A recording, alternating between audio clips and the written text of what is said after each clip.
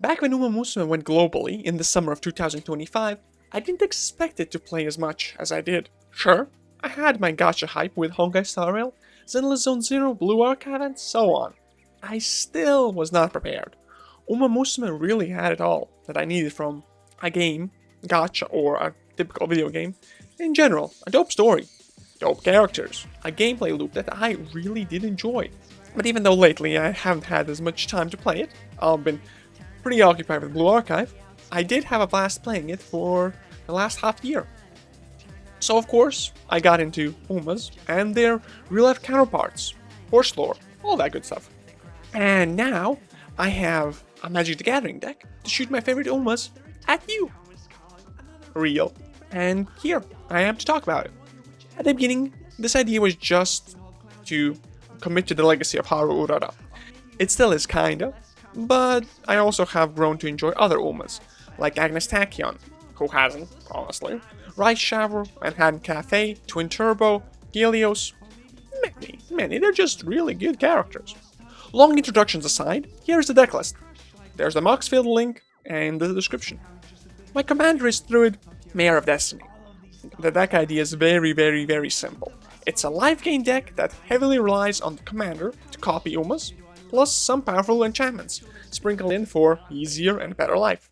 I tried to build this deck to be slightly flexible, though mostly you just go wide and win by surviving the enemy onslaught and by healing. There are two alternative win cons in the deck. We will go through the list in a bit. Since over time I did decide to bling my Umas out with some nicer cards and more expensive cards, you might want to take a look at the cards I have left in the considering section. You know, for some more budgety versions. The deck still can work without the expensive cards. I think that's very on theme with Haru. You can always put better cards into the deck, and you can always alter it. Hey, I don't think this is a perfect deck list, but I really enjoy when people take an idea or get inspired by any idea and then make it their own, add their own personal flair. Crazy shit you can do with free will. This deck is mostly self-built. I didn't use too much other sites, but I did check on EDH Rec like most people for some unicorns and Pegasus and other cool stuff. While researching what other people built, there were so many options to play with this commander. It's a rather popular one. For example, I know many people have a better land base than I do, and mine could use some upgrades, but those will come with time. Depending on how long after the publishing of this video you're watching it, maybe the Moxfield link has already been upgraded with some newer cards that have been added. I don't plan on upgrading it a lot, but hey, if some good cards are released, of course I'll put them in. At the very beginning, when I was picking my commander for this horse-themed deck, the first commander I saw was Shadow Fox. But I didn't really like his effect. It's not bad. It's not a bad effect. Absolutely not. I think it's a pretty good effect. It didn't scream the, yes, I want to play this, It didn't have that oomph. And so when I found Druid, the Mayor of Destiny, I was like, yes, this is what I like. Simple, effective. Flying, lifelink, whenever you cast a Pegasus, Unicorn, or a horse creature spell, copy it. The copy becomes a token. Other Pegasi, Unicorns, and horses you control get +1/+1.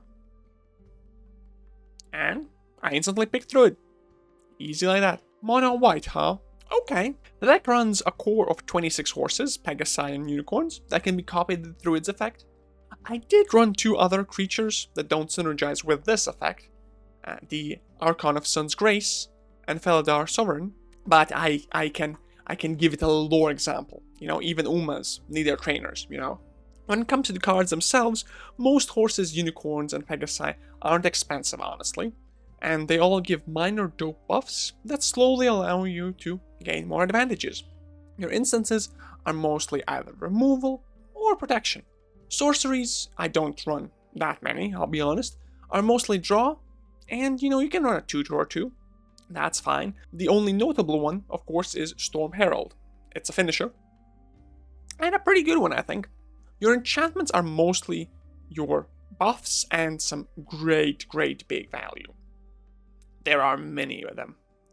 And this is a very straightforward deck, and I'd actually suggest many newer players to try it out, or people who just like to, sit back and fangirl over horses. In all honesty, I just can't suggest this to most people. Of course, if you enjoy complex strategies, complex gameplay loops, or even infinite combos, then this might not be the deck for you. But hey, different strokes for different folks, If all goes according to plan, an average gameplay loop should look similar like this. You open up with early enchantments or artifacts that will help you later down the line. You play creatures only if really necessary. They're really a much better option with Druid already on the board, and you really shouldn't worry about early damage. You really gain a lot of life. You'll recover. No problems. If you have some really aggressive opponents, Once you play through it, the game finally begins for you. Now you can copy horses. By doing so, you gain life. And slowly you start being a menace to your enemies. Somewhere along the way, you'll maybe draw 1 or 2 cards that will help you to close out the game. Some of those cards are, for example, Song of the World Soul or True Conviction. And as I mentioned, there are also 2 alternative win cons in the deck, and I think that really fits the theme. The deck also can be easily updated. There are a few cards that can be exchanged for better ones. For example, if I had money to spare, I think I would run Commander's Plate here in this deck, and maybe some other really pricey cards. It also comes down to what kind of bracket you want this deck to end up in. I personally don't run tutors, but if you want to be more consistent and even better, run tutors. We ain't about tutor hate here in this chat. It's no surprise that this deck is a very casual one.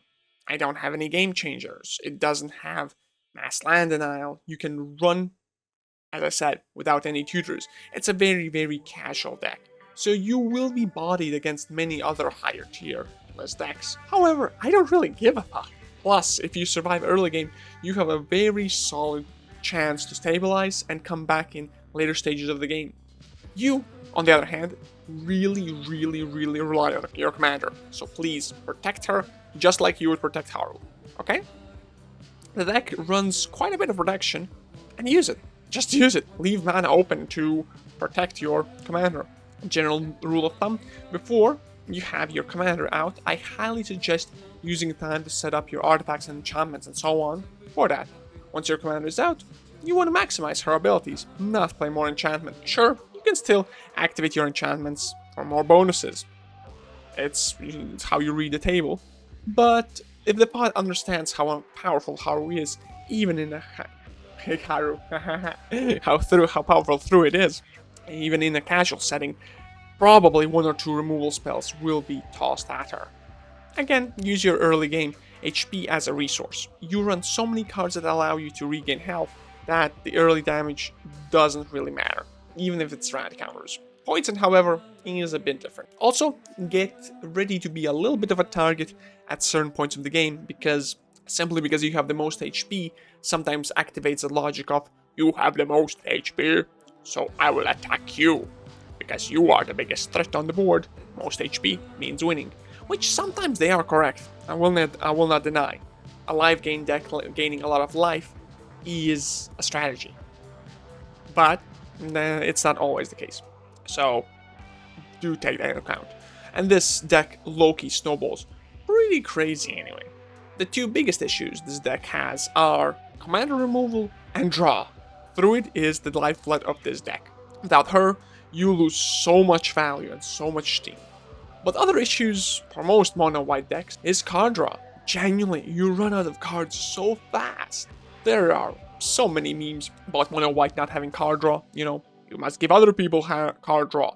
You must do a mini quest. You must give little pick 'em up to your bro over there on the left just to draw a card. For now, I run Caretaker's Talent, Mind's Eye, Cut a Deal, Zero Rendezvous, and maybe a few other sources of draw. But really, you could use a lot more. We're too cool to draw anyway, but maybe you guys have a different mentality. Now, this part of the video has explained most of what this deck is. The remaining part will be me doing a little story time. So, if you wanted only to know about the deck, this is fluff. As I mentioned, the deck list is in the description. I have given you the basic rundown, but you all are welcome to stay, as I think it's a lovely, lovely story time from a lovely, lovely memory. Anyhow, story time. Me and my local friends decide to have an Animal Kingdom pod, like a mini tournament of sorts. We sometimes do those. Each one of us built a casual deck, with one rule being that the deck had to be animal themed. And we had about 2 months to build the decks, and we gathered to play. Also, it was supposed to be animal themed, so you couldn't just have like a animal commander and then run completely different cards, but you didn't have to be necessarily extremely tribally. It's a friendly thing. It's the Animal Kingdom. In the end, we had horses, dinosaurs, beasts, cats, rats, bears, dragons, and birds. I played a slightly worse version of the current Druid deck, a rather worse one. All in all, we had a very simple bracket. 2 pods of 4, top 2 of each pod advance to the winner's final, bottom 2 advance to the loser's final. We randomized the players, and the pod 1 was bears, birds, dragons, and rats, and pod 2 was horses, beasts, cats, and dragons. I don't have any footage of the tournament because it was a friendly and a private event. However, our game went something like this. Horses, dinosaurs, and beasts started the game on equal footing. Meanwhile, cats had an absolutely miserable time due to not drawing enough lands or mana to cast abilities or spells. Activate abilities. By turn 3 or 4ish, the cat player had to discard cards. The mid-game was rather slow. I had my Druid out on the field. Unfortunately, I didn't have many horses to copy. Beasts were slowly ramping up, and dinos were beginning to snowball. Holy shit, did they snowball. Holy shit. In a few rounds, the cat player was out. I saved my Druid with a clutch mithril coat, and managed to get another copy of Druid with Helm of the Host. The dino player chose to ignore me because my HP was doubled due to Beacon of Immortality. I think I had 86 HP. And then I top decked Storm Herald with just precisely enough mana to cast it, and since they all got +1/+1 due to Druid, it was enough to say GG next turn. Totally not lucky, all skill, definitely did not have an empty hand. Trust. So me and the dino dude moved on to the winner's final. From the other pod, Bears won, and Dragons came in second. All the mini-con creators were in the finals, with Jack piloting dinos, I piloted horses, Bears was piloted by Kleo, and dragons, and dragons piloted by Razakin. Let's go, anime moment time. Shoot the training montage. Anyway, this definitely felt like the little guy in a big herd, the big leagues right now. Because, my poor Umas. The first turns were rather chill, but my Druid got shot down by the dinos, hurting me a lot instantly. We're talking Haru got turned into a bear immediately. Not even a turn on board. The dragons were snowballing a lot harder than the dinos. My biggest interaction in the game was playing Secret Rendezvous with the dinos to help them out. By mid-game, dragons killed me first. Dinos put up a fight, but due to a rather clutch misplay, or a top deck, I don't really remember, approximately, dragons came on top, and then got mauled by bears. So, bears won, our animal pod. Druid came in fourth, but hey, a true Uma never forfeits. Ever since then, I have slightly upgraded my deck by taking out some cards that I think I don't really need, plus adding more ways to draw cards. I do believe this deck still has room to grow, and maybe more optimization with other cards, so anyone is very much welcome to suggest or give your thoughts. But I really like this deck style, even if it is maybe a bit weaker. I never lose. I'm always on top. I'm the winner. Real aura shit, you know. Loser coring this. When there's delusion, there is hope. I never fully delete a card I have put in my deck. I keep them in the considering tab in the decklist in Moxfield, so if you're looking for cheap alternatives, as I said, or maybe even suggestions, check them out. Who knows? Maybe you see something I don't. It doesn't mean you guys can't utilize it, even if I discarded it. One man's trash is another man's treasure. I plan to make more card game content, both MTG and Riftbound, but my deck building is rather slow, so I want to test out my tech before I give my deck away. You know, because when a video is done, I can make changes to the deck, sure, but it won't be shown here. So I have to give you the best option. I'm certain that even this deck will be upgraded as time goes on. So depending again, when you're watching this, who knows, maybe there's a crazy horse out there that just makes this deck pop. You never know. And another thing is, I do upgrade my decks very slowly. So even though I have a bit of a backlog of decks that are almost done, the next deck profile will probably be a while away. Because it takes time. It takes time. But good things come with time. So, which of you motherfuckers is time?